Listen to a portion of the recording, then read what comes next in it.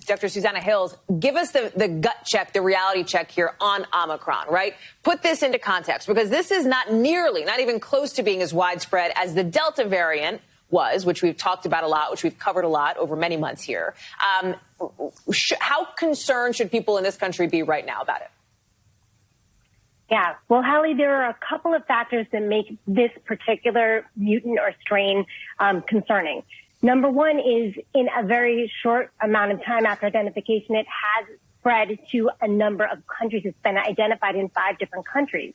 In addition, the number of mutations that have been identified on the spike protein make it concerning as well. There is thought that it may be more transmissible. We don't know that yet.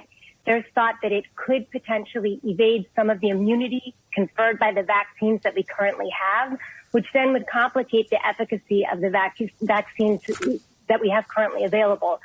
So we're going to do some testing clearly.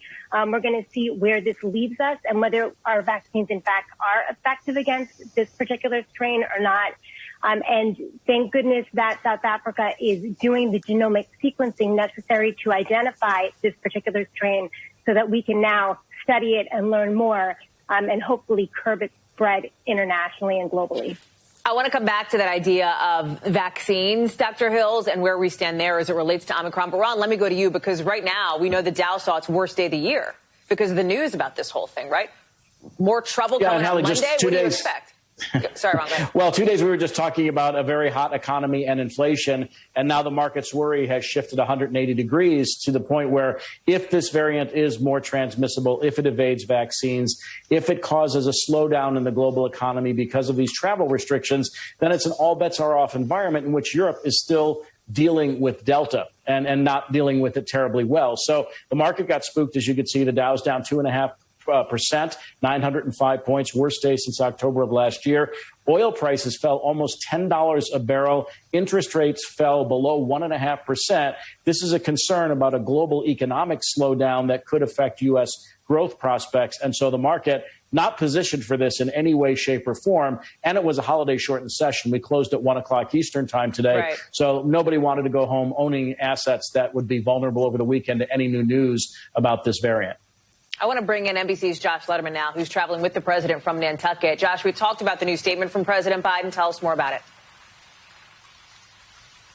Well, Hallie, the White House has been closely watching the mounting body of scientific evidence about this new variant, as well as the WHO deliberations. And they wanted to see whether at that meeting today, the WHO was going to go ahead, label this a variant of concern. Now that that has occurred, the White House felt it was appropriate to go ahead and take this step because they've been really reluctant to have knee-jerk reactions to people's very legitimate emotional concerns and responses to news of new variants and new coronavirus concerns. They, from the get-go, have wanted to have this be driven by science and data, a key contrast point they've been drawing as far back as the campaign with President Trump. Now, President Biden issuing a statement just in the last few minutes saying, as a precautionary measure, until we have more information, I'm ordering additional air travel restrictions from South Africa and 7 other countries. President Biden saying these new restrictions will take effect on November 29th, and moving forward,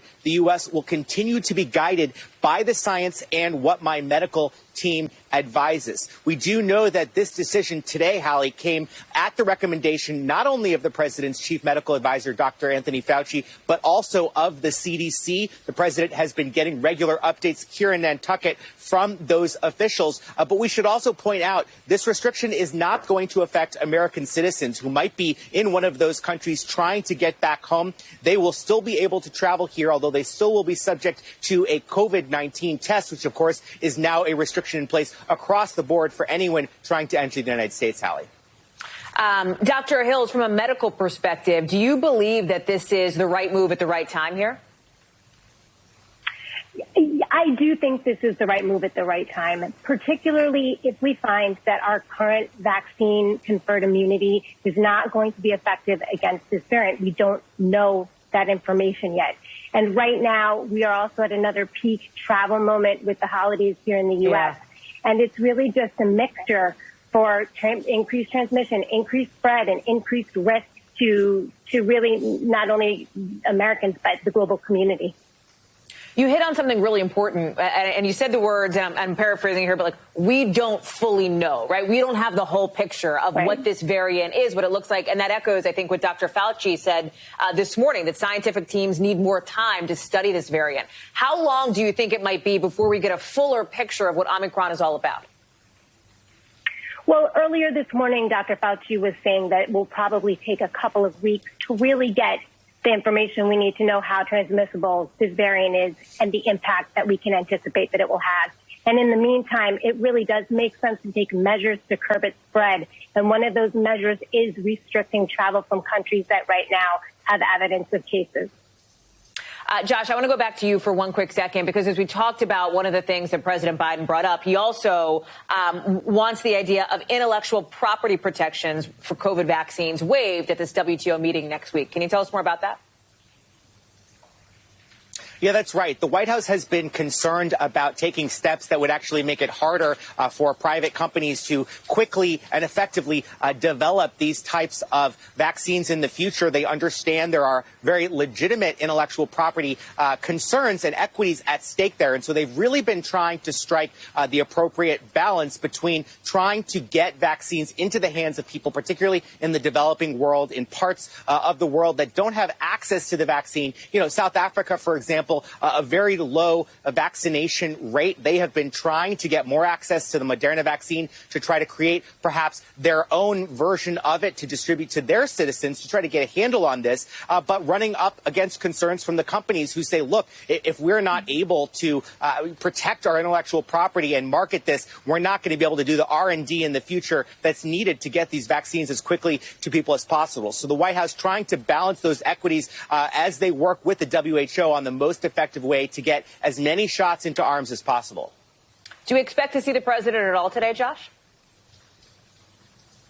Well, we do, Hallie, based on something that the First Lady, Jill Biden, said yesterday. We expect that the Bidens are going to attend a Christmas tree lighting here on the island of Nantucket. I was just out a little bit ago in town, and you could see the Secret Service already starting to get prepared for that, setting up magnetometers to screen people. So we don't expect that we will necessarily hear at length from President Biden at that occasion, but we will see him with his family if everything goes according to plan on this day after Thanksgiving.